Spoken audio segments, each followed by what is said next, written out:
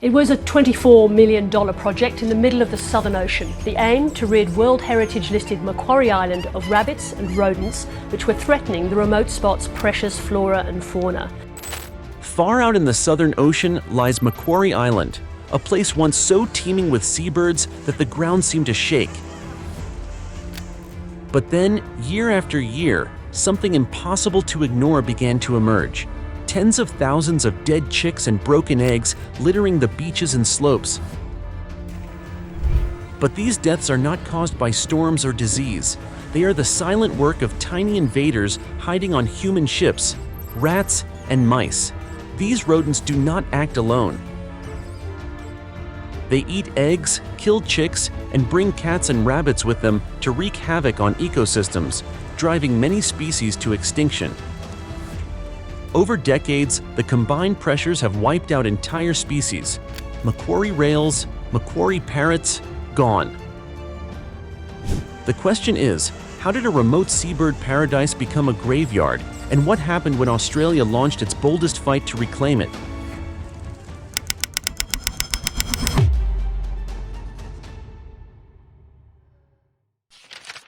Macquarie Island sits in the middle of the Southern Ocean, about 930 miles southeast of Tasmania. It is a narrow strip of land, roughly 21 miles long, battered by relentless winds and ringed by icy waters. For millions of years, this isolated outpost remained untouched, a world where seabirds and seals dominated the landscape. Giant kelp swayed offshore, elephant seals sprawled on the beaches, and albatross circled overhead in endless arcs. What made Macquarie unique was not just its remote location, but the balance it preserved. On land, there were almost no predators. That meant penguins could nest without fear, petrels could dig their burrows, and albatross could raise their chicks on the open ground. For countless generations, the island was a stronghold, home to millions of seabirds whose numbers seemed beyond measure. Scientists once described it as a living sanctuary, where life thrived in densities seen nowhere else on Earth. But the age of ships changed everything. In the early 1800s, sealers began to arrive, drawn by the promise of oil and skins. They built rough camps on the shore and hauled out the giant elephant seals. But hidden in the grain sacks, in the timbers of those same ships, came an invader no one noticed at first: rats. It seemed insignificant.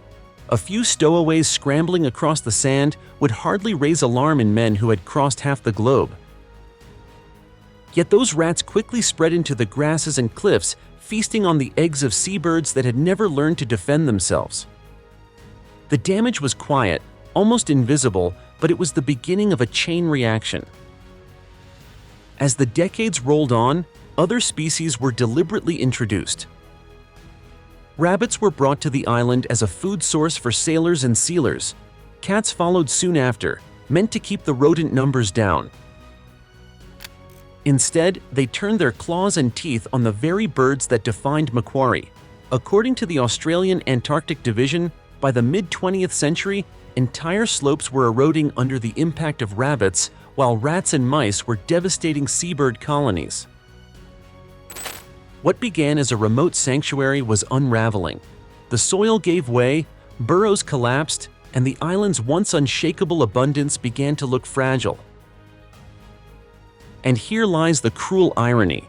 No one suspected that the true downfall of a seabird paradise would start not with storms or volcanoes, but with a few tiny rodents scrambling off the side of a wooden ship. No one knew it then, but those rats had lit the fuse of a 200-year ecological disaster. At first, the presence of rats and mice on Macquarie seemed almost invisible. They hid in the tall grass, slipped unseen through burrows, and fed under the cover of darkness. But on an island where seabirds had bred undisturbed for thousands of years, these tiny invaders had stumbled into a paradise of food. No species on Macquarie had ever evolved to defend against such attackers. The petrels were among the first to suffer. They dug deep burrows into the soil, believing themselves safe from harm. Yet researchers began finding scenes so grim they were hard to document. eggs shattered into fragments, chicks with open wounds, gnawed alive before they could ever leave their nests. Even adult birds, helpless in the night, were mauled and left to die. According to reports from the Australian Antarctic Division, the losses mounted with terrifying consistency.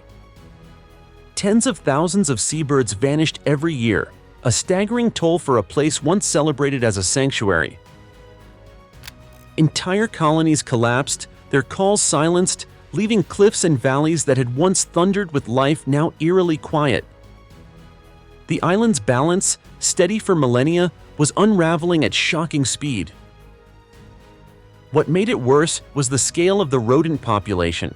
With no natural predators to keep them in check and an endless buffet of eggs and chicks, rats and mice multiplied without limit. Each breeding season repeated the cycle: nests raided, burrows destroyed, survival rates plunging. By the late 20th century, scientists were warning that several burrowing petrel species teetered on the edge of extinction. And the devastation didn't stop with the birds. Rodents gnawed on seeds and tender shoots, stripping the soil of its ability to regenerate. Slopes once bound together by thick vegetation began to crumble. Landslides scarred the island, wiping out habitats in minutes. What began as a quiet invasion was becoming a full-scale ecological collapse. The most chilling truth was that the destruction wasn't sudden. It unfolded slowly, one broken egg, one starving chick, one eroded slope at a time. For decades, the world barely noticed what was happening. And so, the haunting question emerged. If creatures so small could unleash such chaos on a fortress of seabirds, what power would it take to finally turn the tide? By the mid-20th century, the rodent problem on Macquarie was spiraling out of control. In desperation, humans tried what seemed like a simple solution. They released cats, hoping the natural hunters would keep the rat numbers in check. But on an island where seabirds had evolved for millennia without land predators, the plan backfired in the most devastating way. Instead of focusing on rodents, the cats discovered an easier meal. Penguins, petrels, and prions nested on the ground in staggering numbers, utterly defenseless. To the cats, it was a feast in the open. Night after night, the hunters prowled through the burrows and along the beaches. Research from the Australian Antarctic Division later estimated that cats were killing as many as 60,000 seabirds every single year. The slaughter was relentless, and the toll mounted quickly. Researchers on Macquarie recorded chilling evidence. Cats weren't just killing adult birds in open colonies, they were crawling into burrows at night and dragging out chicks one by one. Burrowing petrels, which had relied on the darkness for safety, were suddenly exposed to a predator that could follow them underground. In some areas, entire breeding seasons were lost, with burrows left empty and soil littered with feathers. Colonies that once stretched across hillsides were reduced to ghostly remnants, while certain burrowing petrels teetered on the brink of extinction. The irony was chilling. A measure meant to save Macquarie had created a new apex predator that the island's wildlife had no defense against. For seabirds that had never needed to hide or fight back, the arrival of cats was catastrophic. In an environment where no natural checks existed, the invaders were free to dominate. Scientists visiting the island in the late 1970s described it bluntly. The ecosystem had flipped. What was once a sanctuary had become a hunting ground ruled by outsiders. Even the soil bore scars as the absence of birds disrupted nutrient cycles that had sustained vegetation for thousands of years. And so Macquarie stood as a warning. When a place evolves in isolation, the arrival of even a single predator can unravel the entire system. Here, in the dark, cats had proven that truth with shocking clarity, which left a terrifying question hanging over the island. If this paradise could be toppled so easily, was there any way left to stop the collapse before everything disappeared? In 1878, long after rats and mice had already taken hold, another outsider was released onto Macquarie Island. Sailors, worried about food supplies during long voyages, introduced rabbits as a living pantry. It seemed harmless, just a few animals hopping across the grass, but like so many decisions made in isolation, it would spiral into disaster. By the 1960s, the rabbit population had exploded beyond anything people could control. Surveys in 1968 estimated more than 100,000 rabbits swarming across the island's 21 miles of land. They grazed relentlessly, stripping entire hillsides of the lush vegetation that had anchored the soil for centuries. Giant tussock grasses and cushion plants, once towering over seabird burrows, were reduced to bare dirt and rock. The consequences were brutal. Without plants to hold the ground together, the slopes began to crumble. Erosion carved scars into the cliffs, and landslides ripped through nesting areas. Seabird colonies, already weakened by rodents, now faced their homes literally collapsing beneath them. The most shocking moment came in 2006, when a massive landslide thundered down Lusitania Bay. It buried a breeding ground of king penguins, one of the island's most iconic species, killing untold numbers in minutes. Images from that time showed twisted soil, shattered rocks, and the silence of a rookery wiped out in a single event. This was the chain reaction in full force. Rats had opened the first wound by targeting seabirds. Rabbits deepened it by stripping the land. Every species introduced by humans didn't just add pressure, it pushed the ecosystem further down a collapsing staircase. By the early 2000s, scientists warned that Macquarie was reaching a tipping point. Unique plants were disappearing, seabirds were losing safe breeding grounds, and the very soil of the island was unraveling. What had started as a mistake with a handful of animals had grown into one of the most destructive ecological cascades in modern history. Humans hadn't set out to destroy Macquarie, yet through small decisions, rats in the grain sacks, rabbits for food, unchecked populations multiplying over decades, they had built a perfect storm. It raised a chilling realization. If one island could collapse under the weight of these choices, how many other fragile places might be standing on the same brink without anyone noticing? By the mid-2000s, Macquarie Island had reached its breaking point. What was once a sanctuary for millions of seabirds now looked like a wasteland. Surveys revealed shocking numbers: an estimated 36,000 rats, 100,000 mice, and more than 300,000 rabbits tearing through the fragile ecosystem. On a strip of land barely 21 miles long, those figures meant there were more invasive animals than native wildlife. Every breeding season, the toll mounted. Tens of thousands of seabirds were killed each year, their eggs consumed, their chicks destroyed before they could ever take flight. Entire slopes were stripped bare, soil erosion deepened, and landslides scarred the cliffs. To scientists walking the island, it was no longer a paradise, but a battlefield. By then, Macquarie had earned an unwanted title. Conservationists around the world began calling it a classic example of ecosystem destruction by introduced species. A UNESCO World Heritage Site, the island stood as proof that even the most remote corners of the planet weren't safe from human mistakes. The image was haunting. Beaches once crowded with penguins had thinned. Petrel burrows collapsed into eroded ground. Vegetation that had taken centuries to grow vanished in a matter of years under the relentless gnawing of rabbits. And at night, the hills crawled with movement, an army of rodents sweeping across the land like shadows. For the biologists documenting it, the sense of urgency was overwhelming. They were not just counting birds or plants, they were counting losses in real time. If nothing was done, Macquarie risked becoming a silent island, a place where the calls of albatross and the songs of petrels would be remembered only in records. And yet, in that darkness, something shifted. The scale of the crisis was undeniable, and for the first time, the Australian government considered a solution as radical as the problem itself. It would be risky, costly, and unlike anything attempted on this scale before. Which leaves the haunting hook. When paradise seemed all but lost, Australia decided to do something unprecedented. Could they truly wipe an entire island clean of invasive species and bring Macquarie back from the dead?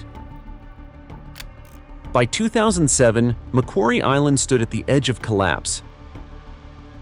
Scientists warned that without drastic action, one of the world's great wildlife sanctuaries would be lost within decades. That year, the Australian and Tasmanian governments launched what became the largest eradication program of its kind on Earth. The Macquarie Island Pest Eradication Project, with a staggering budget of 24 million Australian dollars. The plan sounded almost unthinkable: to eliminate hundreds of thousands of invasive animals scattered across a 21-mile-long island. Traditional traps and poisons would never be enough. Instead, helicopters were brought in, loaded with bait hoppers, to rain down nearly 300 tons of poison pellets across every slope, valley, and ridge. The campaign was conducted in winter, when most seabirds had migrated, minimizing the risk of harming native species. It was precision warfare against rodents and rabbits. But bait alone wasn't going to solve the problem. Rabbits had proven resilient, capable of surviving in pockets and bouncing back in explosive numbers, so the team tried something unusual. Carrots laced with a virus were airdropped to spread disease among the rabbits, cutting their ability to reproduce. It was a chilling but necessary measure, using nature's own weapons to slow down an invader that humans had unleashed more than a century earlier. Once the initial wave of eradication ended, the work on the ground began. Trained hunters fanned out across the island with rifles and tracking gear, while 12 specially trained dogs were deployed to sniff out survivors. These dogs became legends in their own right, able to detect the faintest scent of a rabbit or rodent in the wind. For years, they patrolled Macquarie's cliffs and burrows, ensuring not a single animal slipped through. The project combined cutting-edge technology with relentless human persistence. Satellite tracking guided helicopters, while rangers spent weeks in the field under brutal conditions. Every corner of the island had to be searched, every survivor found, because if even a handful of rodents or rabbits remained, the cycle of destruction could begin again. It was, in every sense, a gamble. Never before had such a large, remote, and ecologically sensitive island attempted total eradication. Conservationists around the world watched closely, wondering whether this crazy plan would end in triumph or in failure that would doom Macquarie forever. And that leads to the haunting question: could humans, the very species that caused this 200-year nightmare, really wipe the slate clean and give the island a second chance? The campaign to save Macquarie Island stretched into its most nerve-wracking phase. After years of helicopters dropping bait, after months of hunters and dogs scouring the slopes, there was still one terrifying possibility: survivors. Even a handful of rabbits or rodents could undo everything. So the search continued, season after season, in relentless detail. Rangers combed through burrows, lifted rocks, and swept the tussock grass. They mapped every inch of ground, often in freezing winds, knowing that missing even a single animal could restart the nightmare. In 2011, a breakthrough came in the unlikeliest form: a dog named Wags. Specially trained to detect the faintest scent, Wags tracked down what turned out to be the last surviving group of rabbits hiding on the island. It was proof of why the final hunt mattered. Without dogs like Wags, the island might never have been declared safe. From that point, the mission shifted into years of painstaking surveillance. Teams spent long stretches in isolation, setting up camera traps, checking vegetation, and returning to the same burrows again and again to make sure nothing stirred in the dark. For 3 more years, no evidence of invaders was found. Then, on April 8, 2014, the announcement came. Macquarie Island was officially declared free of invasive animals. After nearly a decade of effort and more than 2 centuries of damage, the chain of destruction had finally been broken. The results were almost immediate. Vegetation that had been chewed to nothing began sprouting back, blanketing slopes that had stood bare for decades. Burrowing seabirds returned to dig nests in soil that was finally stable again. Scientists reported that petrel colonies, once close to vanishing, were establishing themselves in numbers not seen for generations. King penguins reclaimed beaches where their chicks had been buried in landslides only years before. To many, it was a resurrection, a dead island brought back to life, proving that even the most devastated ecosystems could heal if given the chance. Macquarie went from being a global warning of invasive destruction to a rare example of recovery on a massive scale. Yet the story doesn't end neatly. The island had survived 200 years of relentless assault. What scars remain hidden under that recovery? And what does Macquarie's rebirth tell us about the fragile balance of other wild places teetering on the edge? Because while Macquarie's nightmare ended in triumph, the larger question still lingers. How many other Edens are out there, waiting for their own second chance? Macquarie Island was devastated by invasive species. It seemed impossible to recover, but just a few years after the eradication campaign ended, signs of something extraordinary began to appear. The ground that had once been stripped bare by hundreds of thousands of rabbits was suddenly alive with growth. Giant tussock grass surged across the hillsides, cushioning the soil that had eroded for decades. The island's famous mega-herbs, towering wildflowers adapted to wind and cold, rose again in brilliant colors. Botanists who had walked through barren landscapes returned to find slopes transformed into green walls, alive with insects and blooming plants. Wildlife was just as quick to reclaim its home. Burrowing petrels, driven nearly to extinction, began digging nests in stable soil. Their calls, absent for decades, filled valleys that had been silent for generations. Researchers even spotted the island's endemic orchid returning, a delicate plant once thought lost to history. It was proof that Macquarie's resilience ran deeper than anyone had dared to hope. The numbers confirmed what the eye could see. Seabird populations began climbing steadily, with some species increasing by as much as 10% each year. For long-lived species like albatross, higher chick survival rates promised a brighter future. What had been called a death island was fast becoming a living sanctuary again. Scientists were astonished by the speed of recovery. They had expected decades of slow regrowth, but nature seemed to rush back the moment the pressure was lifted. Slopes stabilized, vegetation anchored the soil, and seabirds multiplied in places they hadn't bred for over a century. Macquarie's revival was hailed as one of the world's greatest conservation success stories. Yet behind the celebration lay a sobering truth. The recovery demanded nearly a decade of grueling work, extreme risks, and more than $24 million just to undo mistakes that began with a few stowaway animals. And that's the twist in this miracle. Macquarie is both a beacon of hope and a chilling reminder. It shows us that nature can heal if given a chance, but it also warns how fragile that balance is once broken. Because Macquarie isn't just a story about seabirds and plants, it's a mirror reflecting back the question, how many other wild Edens are we pushing to the brink, and will they ever get the same second chance? From the beginning, Macquarie Island was a story of extremes. For thousands of years, it stood as a paradise, alive with seabirds, seals, and plants that grew nowhere else on Earth. Then, with the arrival of a few stowaway animals, it spiraled into one of the most disturbing ecological disasters ever recorded. Rats, mice, and rabbits multiplied into hundreds of thousands, stripping the land bare, burying penguin colonies in landslides and driving unique species to extinction. But just as Macquarie became a global symbol of destruction, it also became a beacon of hope.